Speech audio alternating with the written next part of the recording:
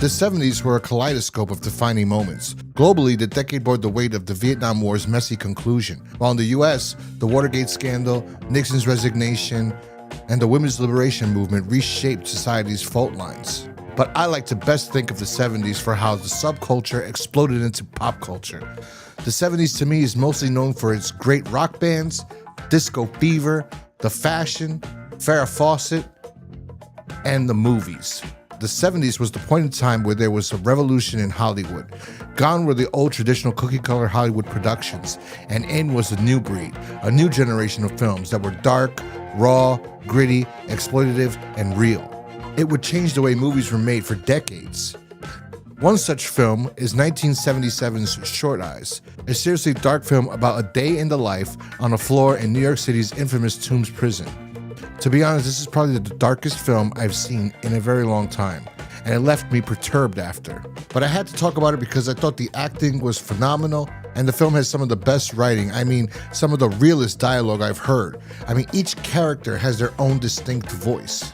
So after sitting with this film, even though I realized I was disturbed by the subject matter it dealt with, I actually really enjoyed the movie for what it was. So I had to make this little video and let you guys know about it. So if you haven't seen the movie yet, I'd stop this video because there's spoilers up ahead. Short Eyes was the first play written by a Puerto Rican to be performed on Broadway and later adapted by its original writer, Miguel Pinheiro, for the big screen. Directed by Robert M. Young, the film opens on an exterior shot of a tall New York City building, but not just any building. This is the infamous Tombs, the Manhattan Detention Complex. It's a municipal jail in Lower Manhattan used primarily to house male detainees awaiting trial. We get quick shots of our main characters and supporting characters. Within the prison, we will learn the differences between the hierarchies soon, but for now, we're just getting glimpses of how their day starts.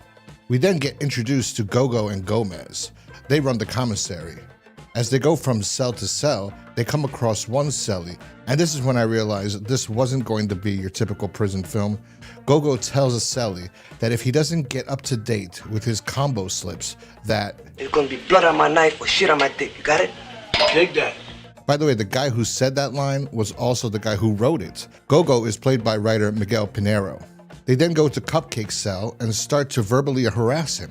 They think he's cute and want to break him in.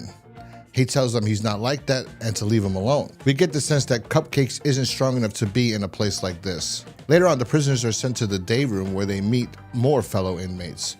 As Cupcake enters, Paco approaches him from behind and starts slapping him in the behind. Cupcakes playfully fights back, but is visually upset at the same time.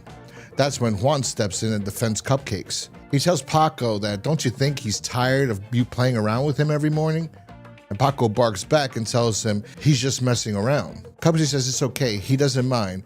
The other prisoners look on quizzically. Cupcakes then says, I don't like it every morning, but I don't mind. He's gonna regret saying this later on. We then get to see the dynamics of the prison play out in front of us when L. Raheem Johnson, a member of the 5% Black Gods, is preaching to Julio, aka Cupcakes, about how he should take on a Black God name.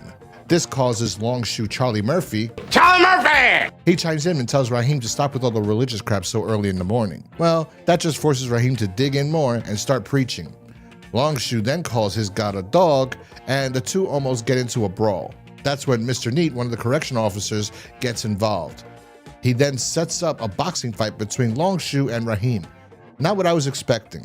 He lets them fight for a while until Longshoe gets taken down by Raheem, and then he ends the fight. I thought they were going to run along with an angle that Mr. Neat was racist, but they don't, and he's actually not. We then see that Paco has made some weapons and he has them up for sale. Longshoe's interested, but he doesn't have anything to offer yet. And Paco doesn't have a layaway plan. That's when a new prisoner walks in. Clark Davis, played by Bruce Davison. You may know him from the X-Men franchise as Senator Kelly, I think, but he's a really talented actor. Clark is greeted by Longshoe, who explains the hierarchy of the jail. Whites stay with whites, blacks stay with blacks, and Latins stay with Latins. I guess there were no Asians around this time in Lower Manhattan, even though Chinatown and all the triads, and then there was actually gang wars between the Chinese and the Vietnamese, but I guess 1979, guess not. Longshoe tells Clark that he can sit with the Puerto Ricans if they allow him to. Same with the blacks, but don't get too close to the Puerto Ricans because even though they like the whites, they will back up the blacks in a fight. He then tells Clark not to take gifts from anybody. Mr. Neat then enters and confronts Clark Davis. He tells him not to cause any trouble. He doesn't understand why the warden or the captain put him on his floor, that he has a nice quiet floor, not too many problems, and that Clark is a sick degenerate. And if Clark gets out of line in any way, he's going to bust him up. Longshoe stands up for Clark when Mr. Neat tells him to shut up, that his 8-year-old daughter was molested by a freak like Clark. That's when the entire prison starts calling Clark short eyes, a term used to describe child abusers, a specific type of child abusers in prison. Longshoe then spits on Clark's face. Clark now has 0 allies in this prison, no matter what his skin color is. We then cut to another inmate getting out of the shower and see a young Louis Guzman is also an inmate in the prison. He's told to leave, and we see that the inmate exiting the shower is the same guy Gogo and Gomez told earlier had to give something up if he couldn't pay his debt. I guess they're here to collect. Juan and Curtis Mayfield approach Gogo and Gomez and tell them that they're not going to let them ruin somebody's life. They get ready for a fight when it's broken up. The floor has had enough of Gogo and Gomez. Gogo tells them that if they don't want him there anymore, they need to bail him out. We then get to see how the inmates enjoy themselves in prison when they're not getting into fights or having to protect their booty holes. Curtis Mayfield even starts to sing, and then we see somebody hide a shank under somebody's bed. That's when all of a sudden they go into lockdown. They have to strip and exit their cells while naked while the officers sweep their rooms. Then Mr. Neat finds a shank hidden under Pappy's bed, which is Curtis Mayfield. Mr. Neat sticks up for Curtis Mayfield to the captain that he doesn't believe that it's actually Pappy's shank, but the captain puts him in solitary confinement. Everybody knows that Gogo and Gomez set up Pappy. Juan challenges Gogo to a fight over what he did. Gogo agrees to a fair fight later on in the day. But later on, when Gogo's cleaning the top floor, an inmate sticks Gogo's hand in between the bars of the prison cell while it's closing, breaking his hand. Gomez runs and locks himself in his cell, and Juan confronts him and tells him that what he did to Curtis Mayfield was wrong and that he should transfer off this floor. Clark Davis returns to the day room after lunch. None of the prisoners want anything to do with him. As they're cleaning up, we see that Juan was promoted to Gogo's position in the prison as he's assigned to cleaning up the day room after lunch. He offers Clark some bread and a drink. He then asks Clark if Clark really did what he's being accused of doing. Clark tells him he doesn't know. Juan thinks that's a bullshit answer and confronts him again on it. Clark denies it by saying he can't remember. Juan doesn't let up and says, "You've done something like this before, haven't you?" And Clark confesses and asks Juan how he knows. And Juan says, "The guilt is spewing out of you." Clark says he needs help, but he's scared because he knows there's something wrong with him. He says, "Jesus help me." And Juan responds with, "'Cause man won't," which was the tagline of the movie poster. Clark then tells him about images flashing in his head of when he was a teenager and how his little sister had a friend over one night and how he entered his sister's room and essayed the little girl. Now, I said it quickly, but Clark gets into specific details of this interaction. At this point, I had a knot in my stomach, and Juan's facial expressions is exactly how I felt. He then starts talking about another young Spanish girl he was having another disgusting interaction with. More details, more graphic. He says after he had sex with this girl, she hugged him and says now they're boyfriend and girlfriend, and he said yes. He then goes into detail how if he wasn't with that girl, he'd be at children's films, toy stores, saying these sick, depraved, disturbing things. That if he spoke to a little girl, how he knew it was going to happen or not. How he would hang out in playgrounds and how Puerto Rican girls and black girls were the easiest and white girls would do anything for money. He says he wanted to kill himself, but he was too scared and that he knows what he's doing is wrong, but he can't handle it. He asks Juan to try to understand him, and Juan flips out. He lunges towards him and tells him that he is trying to understand him, that if he wasn't, he would have killed him as soon as he mentioned the stuff about the Puerto Rican girl. He tells him that he better get a transfer off this floor because if he stays there, they're going to unalive him and make it look like Clark unalived himself. Juan is hyperventilating now. He can't deal with what Clark just told him and asks why the fuck did he tell him everything? And Clark responds with, "Because you asked." We cut to later on in the day and we're seeing how the prisoners spend their afternoons. Roach races at the tracks, bets with cigarettes. It looks like all fun and games until the roaches go out of control and they have to start stomping all over everything and it ruins their game. Later on in the evening, everyone starts to pick on Clark, not letting him stand on corners, walk in spaces. Cupcakes even tells Clark to sit in the toilet, that they have a lot in common. Clark sticks up for himself when everyone's taxing.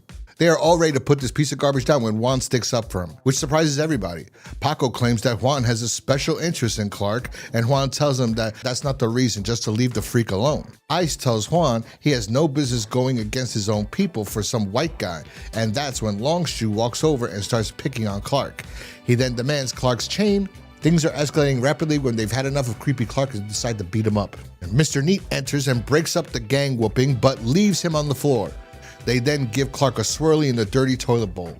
Later on, Cupcakes is showering when he gets an unwanted visitor. It's Paco.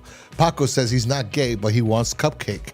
Cupcakes tells him he's not down like that, and why doesn't he go take it out on Clark? Give it to the freak and leave him alone. Paco says one way or another, he's going to have Cupcake, and Cupcake drives him crazy, and that he's going to be his cute boy. Cupcake starts to look around, and Paco tells him what's he looking for. Juan isn't around to save him. Luckily for Cupcake's booty, Omar shows up and Paco leaves. Omar tells Cupcakes that he needs to stand up for himself and defend his booty hole. But then he also comes on to Cupcakes and tells him how he wants to have sex with him too. Nasty! Davis returns and asks Juan to keep everything he told him earlier a secret. Clark doesn't realize it's too late for all that. Now that the floor knows what he's being charged with, he's guilty in their eyes. Clark tells Juan that he just returned from a lineup. Juan asks him if he had a lawyer there or if they made him sign anything, and Clark says no. Juan says that means that he has a good chance to beat the case, and that means that they're just letting the limitations run out and then they could release him so he can go and scar another little girl. They get into a verbal argument because Juan says he's going to have to make something up so they don't let Clark out. And Clark starts to cry and tells Juan that when the prisoners comes back, he's going to tell them what the captain told him to say. That if they touch him or hurt him in any way, that he's going to rat them out to the captain, which makes me think that the captain wants something to happen to Clark also. Juan tells Clark that if he says that, he's as good as dead. Clark sobs and tells him that before he even came to jail, he got beat up by the cops, that there was a mob in front of his house, and that he was prodded and experimented on. Supposedly they gave him some tests to see if he gets aroused at regular aged women. The prisoners come back and they confront Juan about taking Clark's side earlier. They call a council meeting and tell Juan he has no right to stick up for Clark because Clark is white. They say that Juan is getting in the way of council business. Juan reminds him that the council was set up and designed to help, not destroy people. That's when Paco chimes in and says that Juan is fucking Cupcake and now wants to fuck the freak too. Cupcake says no one is fucking him, and Paco says yet. Paco tells him that everyone in the prison wants to fuck Cupcakes and that he got that nickname from Ice, who gave him that nickname because it was his woman's nickname on the outside. Paco says he hit a nerve because no one's talking, which means it's true. They all want to cop a piece of Cupcake's booty. Juan calls him sick. They almost get into a fight when Paco says forget it, he wants to take out Clark and lists everyone who wants to take out Clark with him. He asks Cupcakes, but he kind of blackmails him. He's telling him like, it's either Clark or Cupcake. Ice sides with Juan and doesn't want anything to do with what they were about to do to Clark, but he's kind of reminded like, listen buddy, you're gonna be here. Juan most likely is gonna leave within like the next week, but you're gonna go upstate. Like you're not leaving here. So you can't be seen by, disrespecting the rules. So Ice doesn't participate, but he grabs a hold of Juan while they all run outside and grab Clark, so this way Juan can't stop them. They drag Clark in, and Clark starts screaming and raving about how he's going to rat on them to the captain. Mr. Neat is there, and he tells him that if he rats on them, he's going to lose his job, and that he'll just look away if they end Clark's life right then and there. They give the blade to Raheem, who has been talking about killing the white man for the entire day, but he can't do it. Longshoe then takes the blade and slits Clark's throat. They all watch as Clark bleeds out. Mr. Neat quietly exits and later calls for help. Later on the night, the captain calls the prisoners to the ready room. He states that he is satisfied with the conclusion of the investigation that Clark committed suicide. He says that Mr. Davis was an innocent man. The person who came to ID him ID'd 5 other people before him, and that they are responsible for the death of an innocent man. But so's the captain if he told Davis to tell the prisoners that he was going to rat them out. He knew what was going to happen. Juan just takes this all in and doesn't say anything. He knows that even if the captain does think he was innocent, or everybody else now thinks he was innocent, that Clark really wasn't innocent. And it was only a matter of time before he actually abused somebody else, maybe his own child. Paco walks to his cell and says someday he's going to be walking down the street minding his own business and he's going to get shot by a cop, and the cop will claim that it was a mistake. He accepts that as a part of his destiny. If you're Latino, you die on the streets like a dog. We then hear Cupcake is getting released. He grabs his stuff and exits his cells. the other prisoners beg Juan to tell him something because they think Cupcake's going to go outside and tell somebody the story and end up getting everybody in trouble. Juan tells Cupcakes that your fear of this place tore your spirit, and this ain't no pawn shop. Meaning, he can't get back what he gave up, and he is just as responsible for Clark's death as the rest of them. He then exits the prison, and we get an exterior shot of the tombs as we roll to credits. When the movie ended, I was pissed. I was upset and angry, and I thought, how could this movie be made? It was absolutely disgusting. But then I sat on it for a few days, and I thought about it. Why was I so angry? And I realized it's because if everything felt so real, so raw. The prison felt really grimy. The entire picture felt authentic.